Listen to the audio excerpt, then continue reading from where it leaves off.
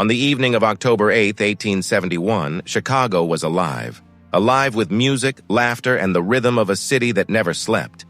The smell of roasted meat drifted through the narrow alleys, children played in the dusty streets, and somewhere, a fiddle echoed faintly from a tavern corner.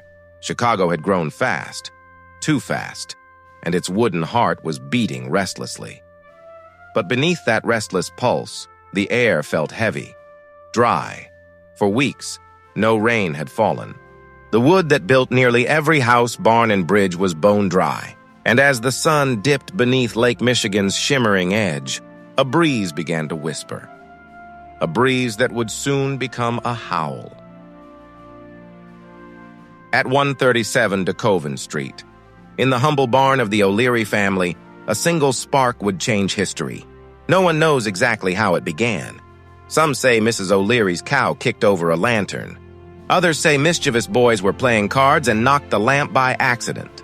But whatever the truth, by 9:00 p.m., flames had begun licking the walls of the barn, hungry and wild. Within minutes, the fire leapt across fences, feeding on dry timber, hay, and paint. Wind roared through the neighborhood like a beast unchained. The fire was no longer a fire, it was alive. It ran across rooftops, jumped alleys, and swallowed everything in its path. By midnight, the western sky glowed red as if the horizon itself were on fire. People ran barefoot through the streets, clutching whatever they could, a family Bible, a photograph, a crying child.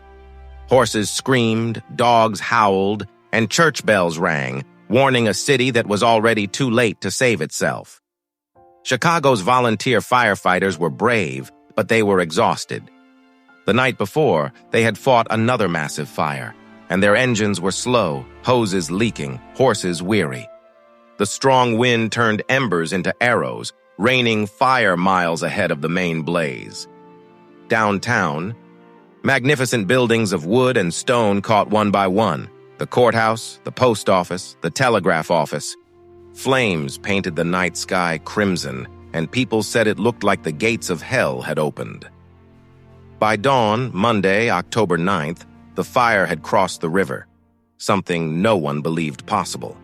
The bridges had caught fire, too, turning to ash as people tried to flee across them. The river itself seemed to burn. The tar and oil on its surface caught the sparks and flared up like a molten mirror.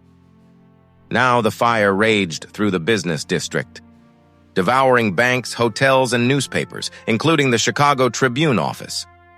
Even the great Palmer House Hotel, one of the city's pride, was reduced to glowing rubble within hours. By noon, the fire's heat was so intense that glass melted in windows hundreds of feet away.